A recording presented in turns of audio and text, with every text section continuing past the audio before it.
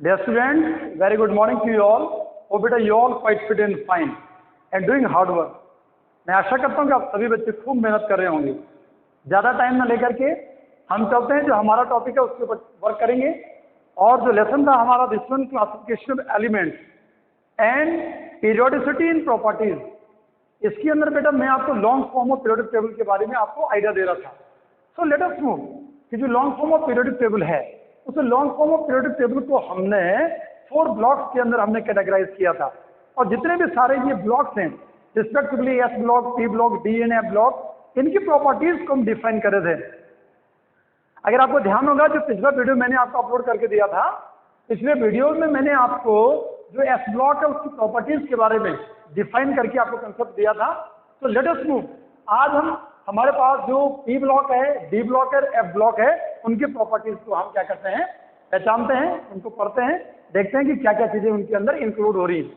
तो late us move, हम लिखेंगे बेटा यहाँ पे we have long form of periodic table.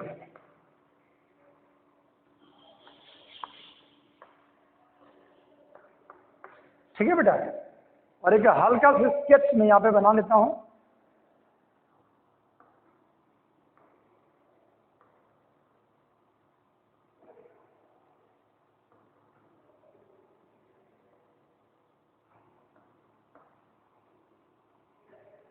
ये दिमाग में रहना चाहिए हमारे कि पीरियोडिक टेबल कैसी है। ठीक है, ये एस हो गया, ये डी हो गया, ये पी हो गया और ये एफ ब्लॉक, ये हमारे पास periodic table. So let us move, आज हम जो प्रॉपर्टीज पढ़ने वाले हैं, हम लिखेंगे नाउ पी ब्लॉक एलिमेंट। किसके बारे में आइडिया गेन करेंगे बेटा? Regarding P block element. अच्छा ध्यान देंगे, पी ब्लॉक एलिमेंट कहां से स्टार्ट होते हैं? G3 से लेकर के G18 तक। ग्रुप नंबर 13 से लेकर के ये 13 और ये लास्ट वाला 18, 13 से लेकर के 18 तक के जितने भी सारे एलिमेंट्स इंक्लूड होते हैं वो किसके अंदर आते हैं बेटा? ग्रुप नंबर किस ब्लॉक में आते हैं? पी ब्लॉक के अंदर आते हैं। Just from group number 13 to group number 18। ठीक है बेटा, अगर मैं बोलूं कि इनका जनरल इलेक्ट्रॉनिक कॉन्फ़िगरेशन क्या है, तो वो आपको लिखना है दिस वन, या पहले लिख देंगे इनर्ट गैस लिख देंगे बेटा। ठीक है, और फिर लिखेंगे NH2 और NP1 to 6। कैसे लिखते हैं बेटा? इनर्ट गैस आ गया और उसके बाद NH2 और NP1 to 6। जैसे मान लो अगर 18th ग्रुप की अगर बात करते हैं, नोबल गैसेस, इनर्ट गैसेस की अगर बात करते हैं, तो उनके अंदर जो इलेक्ट्रॉनिक कॉन्फ़िगरेशन बनता है NH2 NP6 बनता है। अगर मान लो 13 ग्रुप की अगर आप बात करते हैं तो NH2 NP1 बनता है, then NH2 NP2 NP3 NP4 NP5 and up to NP6 तक इलेक्ट्रॉनिक कॉन्फ़िगरेशन क्या करता है, मूव करता है। तो ध्यान देंगे, सबसे पहले आया 13 से लेकर के 18 तक, इसके बाद इलेक्ट्रॉनिक कॉन्फ़िगरेशन ये बन गया। देखना आप इसे नोट करो।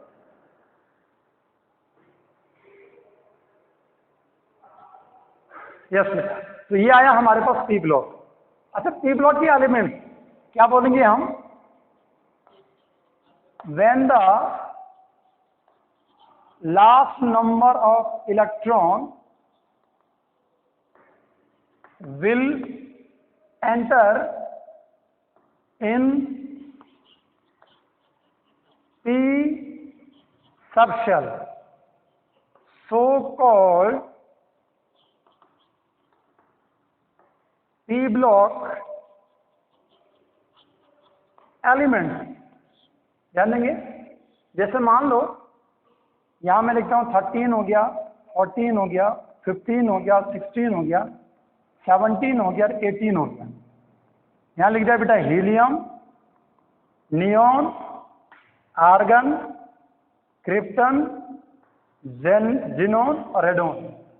इधर से आएंगे बेटा fluorine, chlorine, bromine, iodine, astatine. ये oxygen, sulphur, selenium, tellurium and polonium. Nitrogen, phosphorus, arsenic, antimony and bismuth. यहाँ आएगा आपका कार्बन, सिलिकॉन, जर्मेनियम, टिन और लेड। इधर आएंगे बेटा this one, boron, aluminium, gallium, indium और थैलियम। ये आपको ध्यान रखना है। ये हमारे पास जितने भी सारे एलिमेंट्स हैं, ये किसके एलिमेंट्स आ गए बेटा? पी ब्लॉक के एलिमेंट्स आ गए। ध्यान देंगे आप, ये सारी चीजें आपको पी ब्लॉक तो बिल्कुल याद होना चाहिए। पी ब्लॉक के सारे एलिमेंट्स आपको बहुत क्लियरली आपको याद होने चाहिए बेटा। कोई ऐसा दिक्कत नहीं होनी चाहिए कि जी हमें समझ में नहीं आया या हमने याद नहीं किया। अगर ऐसा करेंगे तो आपको भाई केमिस्ट्री समझने में फिर आपको दिक्कत होगी। प्लीज, इसे बना दिया हमने, ये आ गया।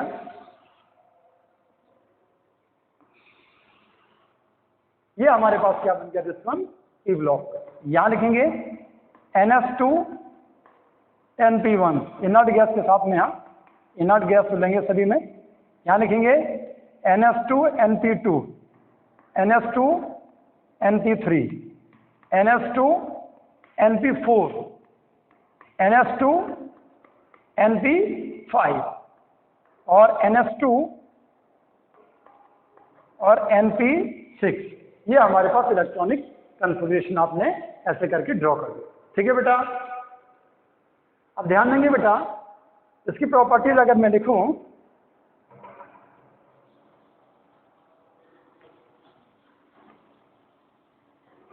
प्रॉपर्टीज को लिखेंगे और यहां लिखेंगे बेटा नाउ प्रॉपर्टीज। क्या है कि बेटा पहला नंबर जो बनेगा, यहां लिखेंगे it includes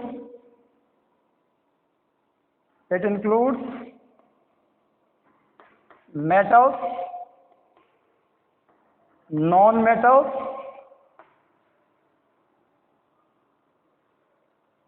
and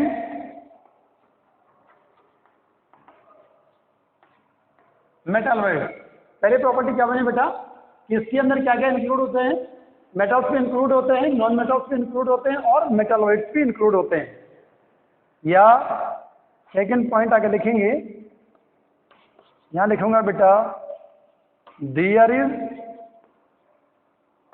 gradation of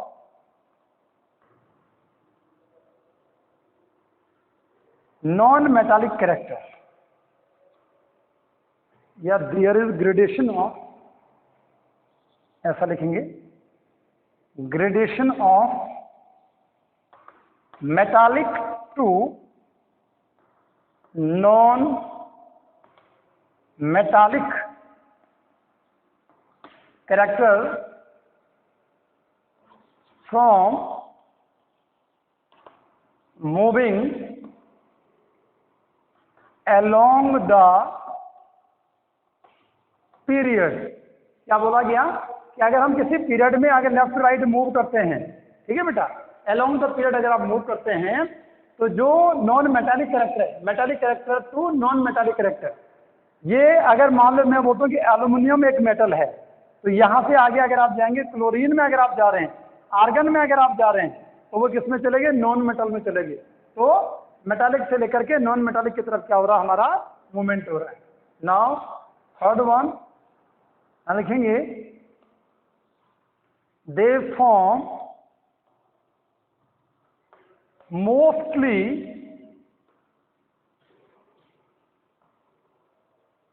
covalent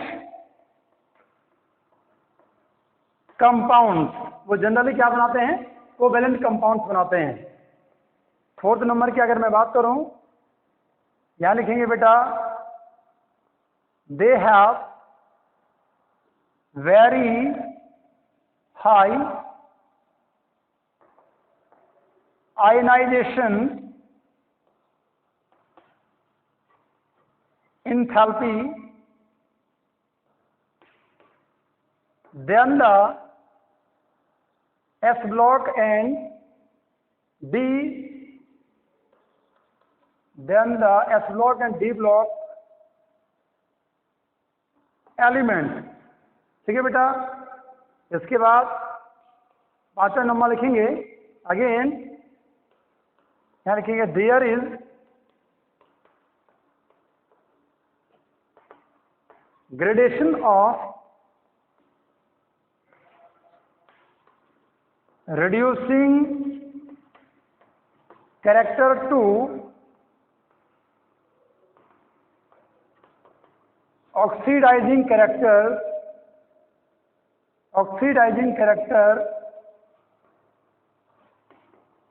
along the period।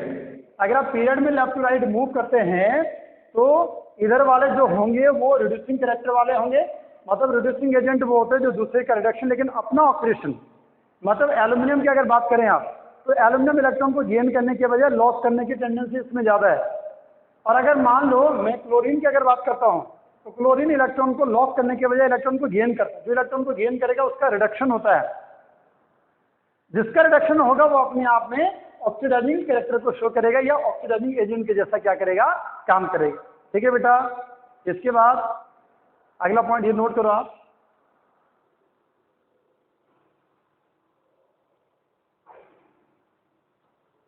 ठीक है बेटा। इसके बाद 6 नंबर का पॉइंट मैं लिखूंगा, now the 6th one.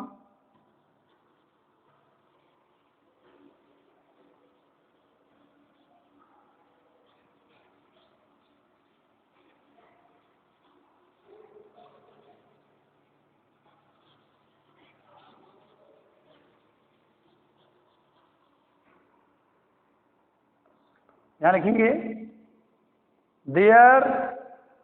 There oxide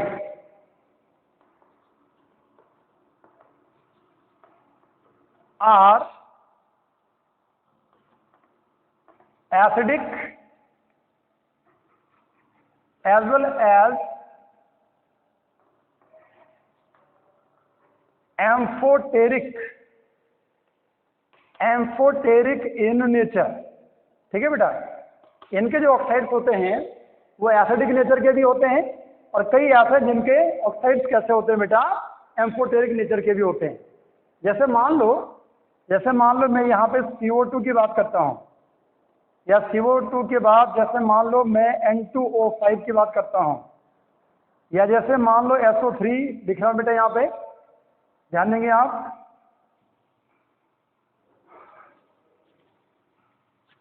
SO3 आ गया बेटा। जैसे मान लो Cl2O7 हो गया बेटा। अगर आप इसकी रिएक्शन किससे करवाते हैं, वाटर से, यहाँ वाटर से रिएक्शन करवा दी, वाटर से रिएक्शन करवाई, यहाँ से बनेगा बेटा this one H2CO3, carbonic acid बनेगा बेटा, H2SO4 बनेगा, सल्फ्यूरिक एसिड, यहाँ सॉरी तो दिस वन HNO3 बनेगा बेटा, यहाँ से नाइट्रिक एसिड बनेगा, 2 N आगे, 5 और 6 आपके हाइड्रोजन बन गए और 2 हाइड्रोजन, HNO3 नाइट्रिक एसिड। यहाँ से बनेगा बेटा दिस वन H2SO4 हो गया, यहाँ से बनेगा HClO4 बनेगा, दिस वन इसका नाम है कार्बोनिक एसिड। इनऑर्गेनिक नोमेनक्लेचर भी सभी बच्चों को आना चाहिए क्योंकि बहुत इंपॉर्टेंट है, कंपटीशन एग्जाम के अंदर भी अगर देखें आप तो इनऑर्गेनिक नोमेनक्लेचर भी आता है। दिस वन नाइट्रिक एसिड, इसे आगे लिखेंगे बेटा दिस वन सल्फ्यूरिक एसिड, यहां लिखेंगे दिस वन परक्लोरिक एसिड। तो जितने भी सारे मैंने यहाँ पे ये ऑक्साइड्स लिखे हैं बेटा, चाहे CO2, चाहे N2O5 हो गया, चाहे SO3 हो गया, चाहे Cl2 क्लोरीन हाइड्रोक्साइड की अगर मैं बात करूं तो ये सारे के सारे अपने आप में कहते हैं दीज ऑल आर, सारे के सारे कहते हैं बेटा ये अपने आप में एसिडिक ऑक्साइड हैं। ठीक है, और अगर मान लो एक दूसरा कंसेप्ट अगर मैंने आपको दिया था, अगर आपको याद होगा, मैंने लिखा था, यहाँ मैं लिखता हूँ, इधर लिख देता हूँ, चलो अगर आपको याद होगा पिछला वीडियो जो था उसमें भी मैंने आपको बताया था कि आपको एक चीज़ याद रखनी है, और जिसका कंसेप्ट मैंने आपको दिया था कि भाई ऐसा करो, बेसन और गाल और जीव और पर, ऐसे करके बेटा आपको याद रखना ये किसका की है बेटा? ये जो एम्फोटेरिक ऑक्साइड्स हैं बेटा, उनकी की है ये। मतलब Be बेसन, बेरिलियम, Sn बेसन, और गाल मतलब Ga, और एल्यूमिनियम जीप, Zn, और पर Pb। ठीक है बेटा। तो यहां जितने भी बनेंगे बेटा, इनके ऑक्साइड्स जो बनेंगे, इनमें से अगर आप देखेंगे, आप ग्रुप 13 से लेकर के 18 तक जो एलिमेंट आता है, इसमें आपका लेड आता है, एल्यूमिनियम इसके अंदर आता है, गैलियम यहाँ आता है, टिन यहाँ आता है। तो ये सारे के सारे जितने मैंने यहाँ पे लिखे हैं बेटा, इनके ऑक्साइड्स जो होंगे वो एम्फोटेरिक के होंगे। जैसे यहाँ पे क्या लिया था? BeO। यहाँ क्या लिया था? SnO या SnO2। यहाँ लिया था Ga2O3। यहाँ लिया था Al2O3। यहाँ लिया था ZnO। यहाँ लिया था PbO एंड PbO2। तो ध्यान देंगे बेटा, ये भी आपको ये की है, ये की आपको याद होनी चाहिए। ऐसे आपको ये टिपिकल चीजें जो है, बहुत इंपॉर्टेंट चीजें हैं, ये आपको याद होनी चाहिए, जिसके कारण आप कोई भी एग्जाम देते हैं तो इजीली आपकी प्रॉब्लम क्या हो जाती है? शॉर्ट आउट हो जाती है। तो भाई क्या लिखा है यहाँ पे कि इनके जो ऑक्साइड्स होते हैं वो एसिडिक नेचर के होते हैं या एम्फोटेरिक। किसके एम्फोटेरिक हैं, किसके एसिडिक हैं? कुछ चीजें मैंने यहाँ पे लिखी है, नोट करो बेटा आप इसको।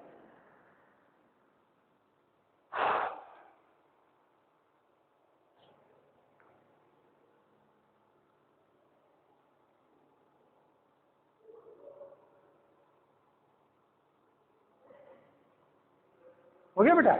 ठीक है। और एक प्रॉपर्टी और बचेगी बेटा हमारे पास, और वो मैं यहाँ लिख देता हूँ 7th नंबर में, और यहाँ लिखेंगे दे शो, यहाँ लिखेंगे डिफरेंट ऑक्सीडेशन स्टेट। ये बहुत सारी जो ऑक्सीडेशन स्टेट्स होती हैं उनको भी क्या करते हैं बेटा?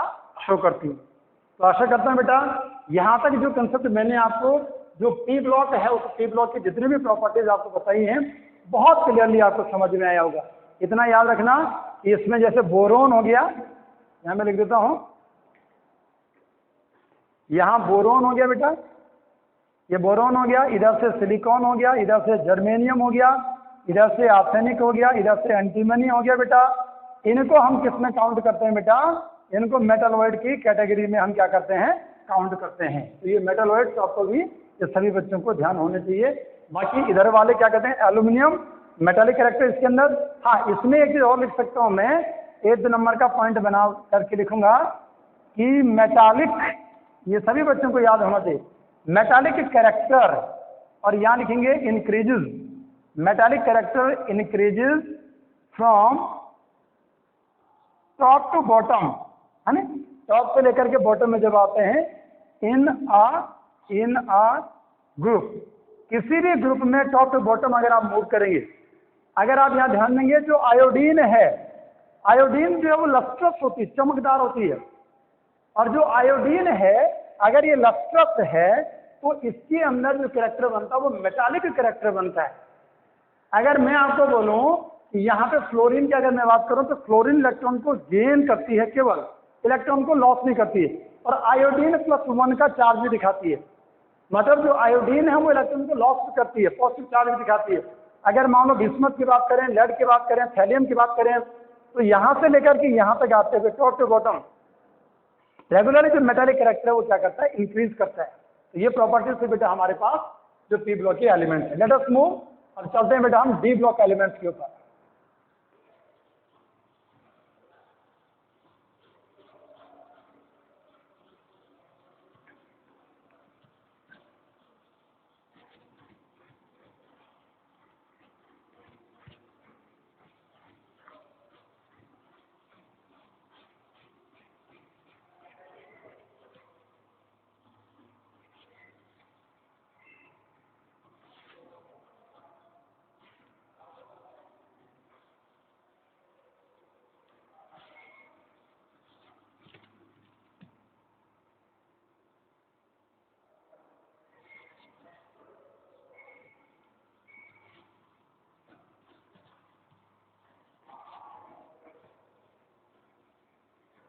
ठीक है बेटा।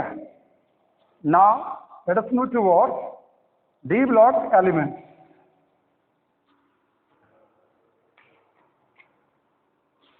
अब लिखेंगे बेटा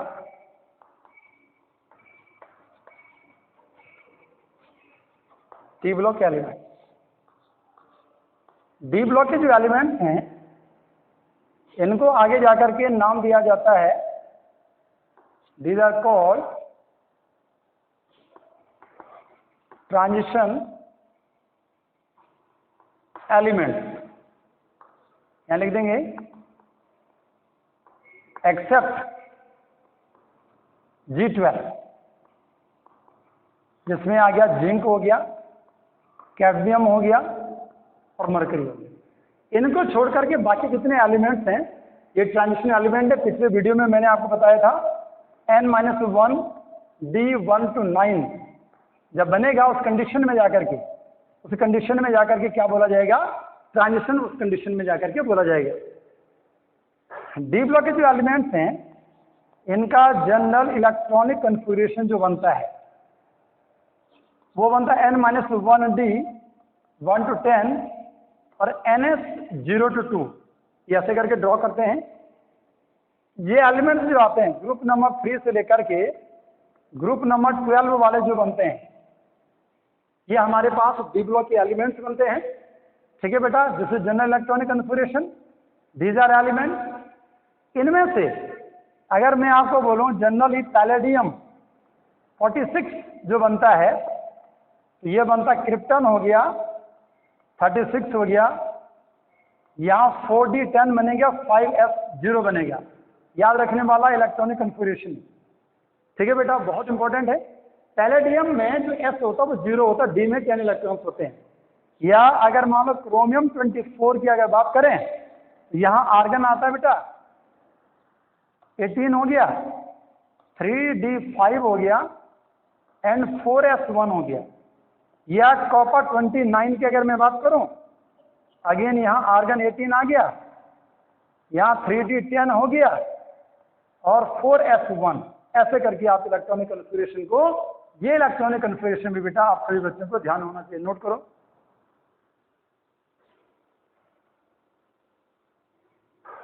ठीक है बेटा, तो ये आया हमारे पास कि कैसे करके हमने इन एलिमेंट्स का इलेक्ट्रॉनिक कन्फिगरेशन लिखा है। अब हम क्या करेंगे, मैं यहाँ क्योंकि डी ब्लॉक के एलिमेंट्स भी इंपॉर्टेंट है उनको भी मैं ड्रॉ कर लेता हूँ।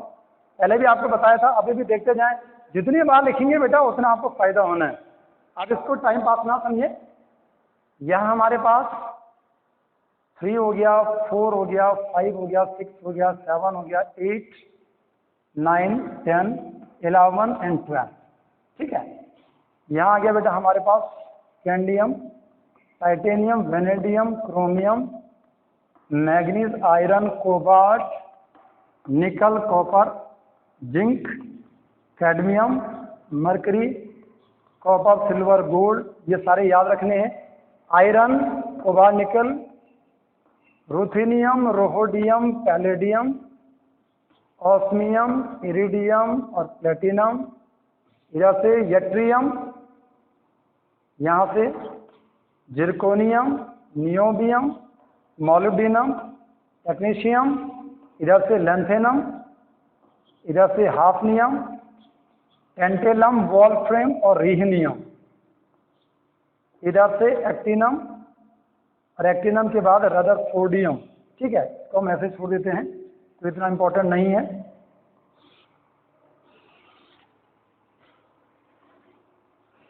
कम से कम जो चीज मैंने यहाँ लिखवाई हैं ये सभी बच्चों को बिल्कुल रूटीन में बिल्कुल तैयार हो जानी चाहिए। फिर ये ना बोलना कि जी हमें ये चीज़ समझ नहीं आ रही है, क्योंकि ये बेसिक चीज़ें हैं बेटा। ये अगर आपको केमिस्ट्री पढ़नी है तो हमें ये चीज़ें समझ में ज़रूर आनी चाहिए। अगर हम ये बेसिक चीज़ें नहीं सीखते हैं तो हम आगे जितने भी कंसेप्ट होंगे उनको समझने में हमें क्या होगी, दिक्कत होगी। आशा करता हूँ कि आप ये सारी चीज़ें ज़रूर पढ़ें, ये आपको समझ में आएंगी। इसके बाद ये एलिमेंट्स जो है वो रहने देते हैं, जरूरत नहीं है। ये यहाँ नहीं ड्रॉ करना था, ठीक है बेटा। तो ये हमने ऐसे करके ड्रॉ कर दिया, लाइक दिस वन। तो ये हमारे पास जो एलिमेंट्स बने बेटा, अब इसमें क्या चीज़ है, 3D 4D 5D का कंसेप्ट है। तो 3D ट्रांजिशन सीरीज कौन सी बनती है, ये हमारे पास ये वाली जो सीरीज है इसे बोला जाता है 3D ट्रांजिशन सीरीज। ये वाली बनेगी 4D ट्रांजिशन सीरीज, ये वाली बनेगी 5D ट्रांजिशन सीरीज, ये बनेगी 6D ट्रांजिशन सीरीज। ये ऐसे करके बेटा आपने ड्रॉ कर दिया, ठीक है बेटा। अच्छा ध्यान देंगे, 3D को एक नाम और दिया जाता है या और दिया जा सकता है, यहाँ बेटा ऐसे लिखेंगे, यहाँ लिखेंगे दिस वन फर्स्ट, यहाँ लिखेंगे सेकंड, यहाँ लिखेंगे थर्ड, यहाँ लिखेंगे फोर्थ ट्रांजिशन सीरीज, ठीक है बेटा। ऐसे भी इनको नाम दिया जा सकता है, ठीक है। इधर से हमारे पास मरकरी की अगर बात करें, मरकरी जो है वो रूम टेम्परेचर पर किस फॉर्म में है बेटा, लिक्विड की फॉर्म पे है, ठीक है।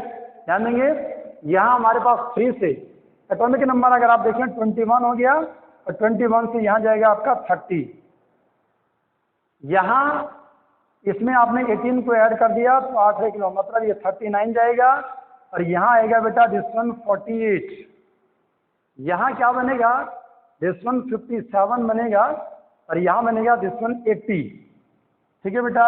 57 के बाद ये आएगा 72, क्योंकि सीरियम 58 से लुटीशियम 71 तक एफ ब्लॉक में आता है। यहाँ आएगा 89 हो गया, और वहाँ 89 90 से लेकर के थोरियम से लेकर के लोरेंशियम 103 तक जाएगा एफ ब्लॉक में, और ये यहाँ से फिर स्टार्ट होगा 104 से। तो ध्यान देंगे बेटा, ये हमारे पास जो डी ब्लॉक के एलिमेंट्स हैं वो मैंने ड्रॉ करके यहाँ पे आपको लिख दिए हैं। ये सारे आपको बहुत क्लियरली आपको समझ में आ जाने चाहिए, ठीक है बेटा।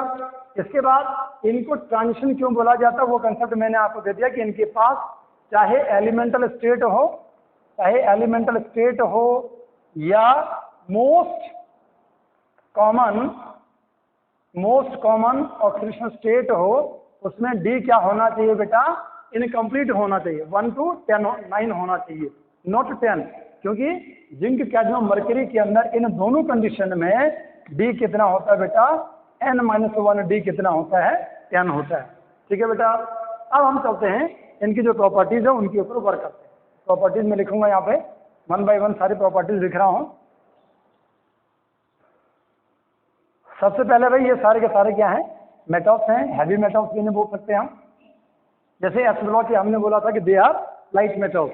प्रॉपर्टीज की हम बात करते हैं, प्रॉपर्टीज में क्या आएगा बेटा, प्रॉपर्टीज के अंदर लेट अस मूव, यहाँ चलेंगे बेटा नाउ प्रॉपर्टीज। पहला लिखेंगे दे ऑल आर मेटल्स, है ना, पहला पॉइंट। अगर वो मेटल्स हैं तो क्या होंगे बेटा, मैलिएबल होंगे, डक्टाइल होंगे, लस्ट्रस होंगे, हाई टेंसाइल स्ट्रेंथ होगी उनके अंदर। ध्यान देंगे बेटा, ये चीजें आपको ध्यान रखनी चाहिए।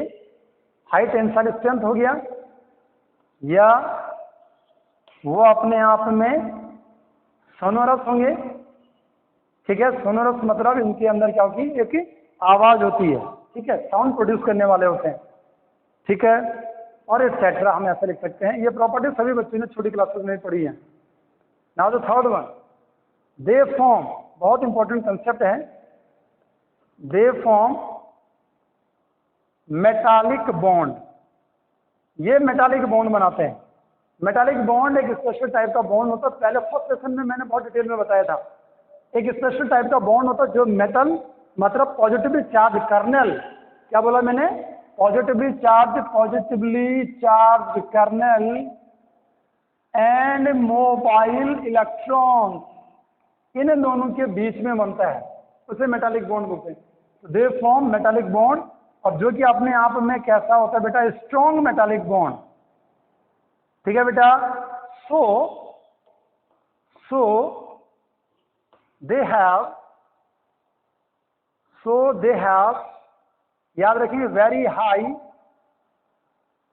High value of enthalpy, enthalpy of atomization, enthalpy of atomization, इनके पास बहुत ज्यादा इंथैल्पी ऑफ क्या होती है, atomization. What do you mean by enthalpy of atomization? The amount of energy which is required to break the 1 mole of lattice, which is required to break the lattice. जो metallic lattice होता है, उस metallic lattice को break करने के लिए जो उस मेटल को जो एनर्जी प्रोवाइड की जाती है, मेटालिक लैटिस अगर मान लो है, ये मेटालिक लैटिस है और इस मेटालिक लैटिस को ब्रेक करना है, तो इसको तोड़ने के लिए क्या दिया जाएगा, सिस्टम में एनर्जी प्रोवाइड की जाती है। और जो लैटिस होगा वो किसमें चेंज हो जाएगा, एक प्योर एटम के अंदर चेंज होगा। मतलब मेटालिक फॉर्म में अगर होगा तो सॉलिड की फॉर्म में, सॉलिड से लिक्विड में जाएगा, कितनी एनर्जी और देंगे वो लिक्विड से किस में जाएगा, गैस में जाएगा। जैसे ही गैस में जाएगा तो वो एटम के फॉर्म में क्या हो जाएगा, चेंज हो जाएगा। दैट्स व्हाई दिस वन, अगर इनका मेटालिक बॉन्ड स्ट्रांग होगा तो इंथैल्पी ऑफ एटोमाइजेशन अपने आप ऑब्वियसली क्या होगी, बहुत ही हाई होगी। ठीक है बेटा, तो ध्यान देंगे। और यहाँ पे मैं थोड़ा एक चीज और लिख देता हूँ कि इनके पास दे हैव, यहाँ लिख देंगे they have greater number of unpaired electrons. अरे जितने ज्यादा अनपेयर्ड इलेक्ट्रॉन्स होंगे, मैंने बोला कि जो एस ब्लॉक के एलिमेंट्स हैं बेटा वो सॉफ्ट मेटल्स हैं, वो अपने आप में हार्ड मेटल नहीं है, स्ट्रॉन्गेस्ट मेटालिक बॉन्ड नहीं होता वहां। क्यों नहीं होता है? अगर आप सोडियम की बात करते हैं तो सोडियम को अगर आपने लिखा, सोडियम 11 को बेटा अगर आप लिखते हैं तो यहाँ पे लिखा बेटा आपने 1s2, 2s2, 2p6 हो गया एंड 3s1 हो गया। ये तो हमारे पास ये नियोन आ गया। यहाँ पे जो 3s1 है मतलब अनपेयर्ड इलेक्ट्रॉन, इसमें कितना, only 1 is the unpaired electron. लेकिन वहीं पे अगर मान लो मैं क्रोमियम को, क्रोमियम 24 को लिखूं बेटा, यहाँ पे क्रोमियम 24 को आपने लिखा, आर्गन लिखा, 3d5 हो गया, 4s1 हो गया, इसलिए इसका अनपेयर्ड इलेक्ट्रॉन कितना हो गया, 6 हो गया। तो हम क्या बोलेंगे कि जो क्रोमियम है वो स्ट्रॉन्गेस्ट मेटल है। क्यों है? क्योंकि इसमें greater number of unpaired electron, जितने ज्यादा अनपेयर्ड इलेक्ट्रॉन जितने ज्यादा होंगे, मेटालिक बॉन्ड उतना ज्यादा स्ट्रॉन्ग होगा। मेटालिक बॉन्ड जितना ज्यादा स्ट्रॉन्ग होगा, they have very high value of enthalpy of atomization. हम समझ रहे हैं बेटा कंसेप्ट को? Yes and no? अगला कंसेप्ट देखेंगे, अगली जो प्रॉपर्टीज बनेगी।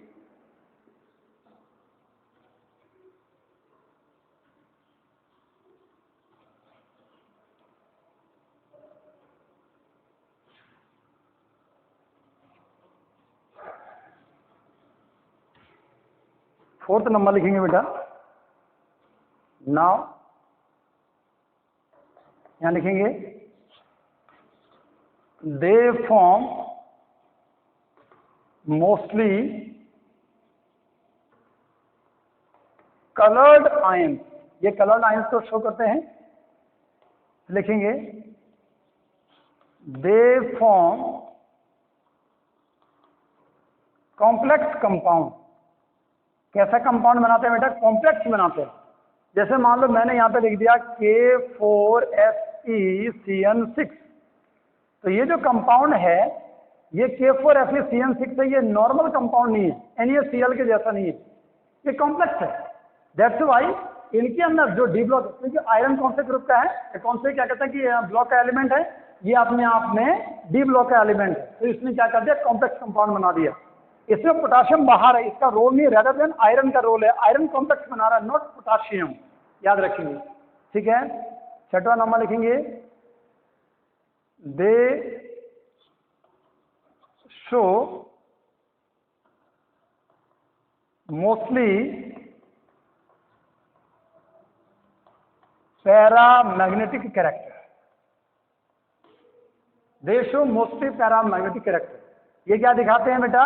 Paramagnetic character. अगर आपको याद होगा तो म्यू बराबर √n+2 बोहर मैग्नेट्रॉन वाला कंसेप्ट आपको दिया है, और यहाँ पे n का मतलब क्या है? Unpaired electron. तो भाई अनपेयर्ड इलेक्ट्रॉन्स इनके अंदर बहुत सारे हैं, they are maximum number of unpaired electrons. That's why अगर अनपेयर्ड इलेक्ट्रॉन्स होंगे तो इनके अंदर कैसा बनेगा? पैरामैग्नेटिक।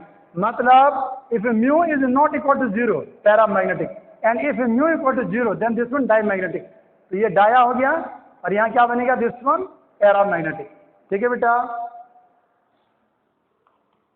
7th नंबर की अगर मैं बात करूं, यहाँ लिखूंगा बेटा they act as a catalyst. ये किसके जैसा बिहेव करते हैं बेटा? कैटालिस्ट के जैसा बिहेव करते हैं। जैसे मान लो मैं यहाँ पे लिखता हूँ प्लेटिनम हो गया, निकल हो गया, पैलेडियम हो गया, या कोबाल्ट हो गया, या रोहोडियम हो गया, ठीक है बेटा, या यहाँ पे निकल, प्लेटिनम, पैलेडियम आ गया, कोबाल्ट, जैसे Mn हो गया, या यहाँ पे MnO2 हो गया, ठीक है बेटा।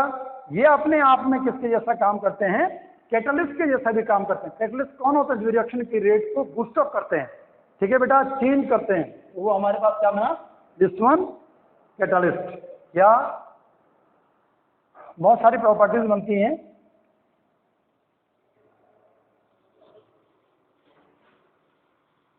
एट्थ नंबर लिखूंगा बेटा मैं। नाउ 8th वन, यहां लिखेंगे दे have very high melting point and boiling point.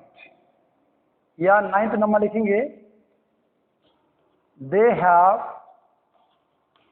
High density, इनकी डेंसिटी ज्यादा होती है। या दे फॉर्म एलॉय, ये एलॉय बनाते हैं। जैसे मान लो ब्रास हो गया, Cu प्लस Zn, ठीक है बेटा। या जैसे मान लो ब्रॉन्ज हो गया, Cu प्लस Sn। या यहां लिखेंगे दे फॉर्म इंटर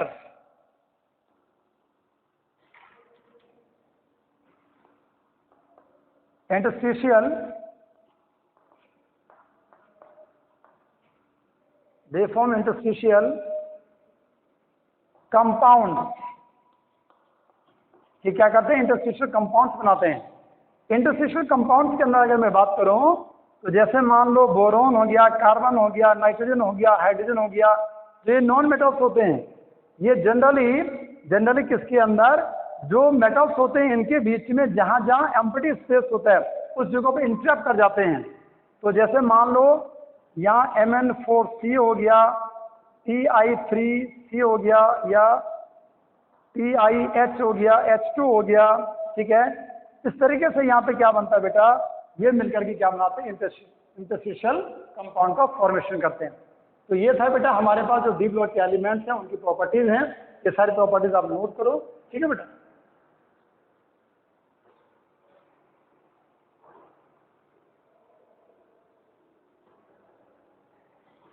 अब इसकी बात चलते हैं बेटा, हमारे पास नेक्स्ट जो आएगा उसे मैं लिखता हूं F block element.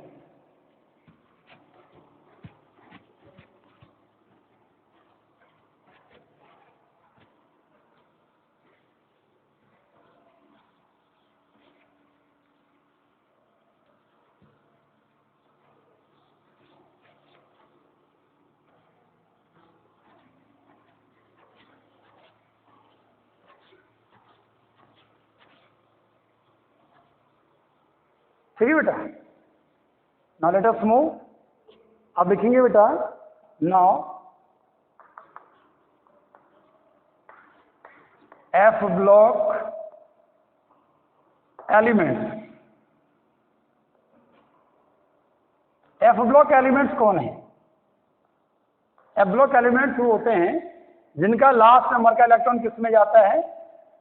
F subshell के अंदर जाता है, उन्हें नाम देते हैं एफ ब्लॉक एलिमेंट। इनका जनरल इलेक्ट्रॉनिक कन्फिगरेशन अगर मैं आपको बताऊं तो पहले भी बताया था, n-2f 1 to 14, n-1 0 to 1 and ns2, या अकॉर्डिंग टू NCERT या n-2 f 1 to 14, n-1 d 0 to 2 और ns2। मैंने कहा था कि दूसरी बुक है जेडली, उसमें ऐसे करके लिखा गया है जेडली के अंदर। तो ये इलेक्ट्रॉनिक कन्फिगरेशन इसका बना। एक्चुअल में क्या है कि जैसे मान लो मैं थोरियम की बात करता हूँ बेटा, तो थोरियम का इलेक्ट्रॉनिक कन्फिग्रेशन थोड़ा सा चेंज होता है। यहाँ रेडॉन आता है और रेडॉन के बाद यहाँ 6d आता है, ठीक है बेटा, 6d2 हो गया और 7s2 हो गया, ठीक है। तो ये 90 हो गया और ये कितना हो गया, 86 हो गया। तो 86 हो गया, 87, 88 और 2 कितने होंगे, 90 हो गए। या कई जगह थोरियम को रेडॉन हो गया और ये 86 हो गया और यहाँ पे 5f1 हो गया, 6d1 हो गया और 7s2, 86, 87, 88, 89 और 90, ठीक है ना, ये पूरा कंप्लीट हो गया। कहने का मतलब क्या हो गया, ये दोनों के दोनों जो इलेक्ट्रॉनिक कन्फिग्रेशन दोनों रिकमेंडेड हैं। तो डी कई बार क्या हो रहा है, यहाँ पे 2 भी हो रहा है। दैट्स वाई ऐसे भी इलेक्ट्रॉनिक कन्फिग्रेशन को इसका लिखा जा सकता है। अगर मान लो मैं एप्लो के एलिमेंट्स की अगर बात करूं तो इनको 2 सीरीज में कैटेगराइज किया गया। इनको लैंथेनॉइड्स होगी और एक्टिनॉइड्स के अंदर कैटेगराइज किया गया बेटा। मतलब इसके एलिमेंट्स इतने ज़्यादा इंपॉर्टेंट नहीं है, थोड़ा ध्यान देंगे। मतलब सीरियम दिस वन 58 से लेकर के एंड ल्यूटीशियम 71, और यहाँ पे लिखेंगे बेटा थोरियम 90 से लेकर के, और यहाँ पे आता है Lr103 लोवेंशियम। ये एलिमेंट्स जो बनते हैं, ठीक है बेटा, ये एक्टिनॉइड्स हो गए और ये क्या बन गए, लैंथेनॉइड्स। इनको नाम दिया जाता है these are rare earth metals भी इन्हें बोला जाता है, और इन्हें बोला जाता है these are radioactive element. After uranium जिसे मैं लिख रहा हूं ट्रांस यूरेनिक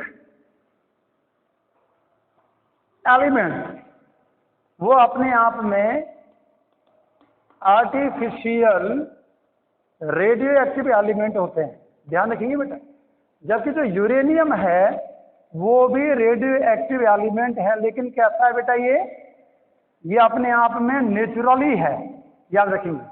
यूरेनियम अपने आप में radio active naturally occurring radio active element है, कौन, यूरेनियम। लेकिन यूरेनियम के बाद वाले जो एलिमेंट्स हैं इनको ट्रांस यूरेनिक एलिमेंट बोला जाता है। ट्रांस यूरेनिक एलिमेंट जो होते हैं दे ऑल आर, इसके अंदर जो 12 एलिमेंट्स होते हैं, रदरफोर्डियम भी इसके अंदर इंक्लूड किया गया है।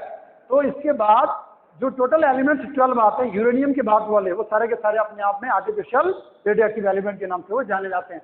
इलेक्ट्रॉनिक कन्फिग्रेशन बता दिया, ये सारा बता दिया। अब इसकी प्रॉपर्टीज अगर मैं लिखूंगा तो ये सभी के सभी हैवी मेटल्स हैं। प्रॉपर्टीज लिखते हैं बेटा।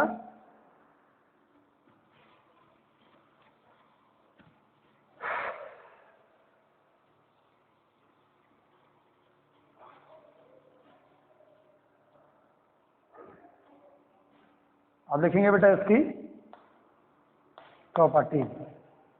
प्रॉपर्टीज में फर्स्ट लिखता हूं मैं, दे आर हैवी मेटल, सारे के सारे हैवी मेटल्स होते हैं। और यहां में लिखेंगे दे फॉर्म कलर्ड आयंस, क्या यहां लिखेंगे दे फॉर्म कॉम्प्लेक्स कंपाउंड्स, ये भी कॉम्प्लेक्स कंपाउंड्स बनाते हैं। यहां लिखेंगे दे शो लैंथेनॉइड और एक्टिनॉइड कॉन्ट्रैक्शन, ठीक है बेटा। तो यहाँ पे हमारे पास जो एब्लॉक के एलिमेंट्स हैं इनकी प्रॉपर्टीज मैंने यहाँ पे लिखी हैं। बहुत सारी प्रॉपर्टीज इनके अंदर, एक्चुअली इनकी केमिस्ट्री के बारे में बहुत ज़्यादा नॉलेज नहीं है, बहुत सारी बातें इनके अंदर हम नहीं लिख सकते हैं। या अगर मान लो एक चीज़ मैं अगर और लिखूंगा तो दे शो, यहाँ लिखिए बेटा दे शो डिफरेंट ऑक्सीडेशन स्टेट। वो क्या करते हैं बेटा, डिफरेंट ऑक्सीडेशन स्टेट को भी क्या करते हैं, ये शो करते हैं। तो आशा करता हूँ बेटा कि आज जो कंसेप्ट आपको बताया गया वो सारी की सारी चीजें आपको बहुत क्लियरली क्या आई होंगी, समझ में आई होंगी। थैंक्स बेटा एंड गॉड ब्लेस।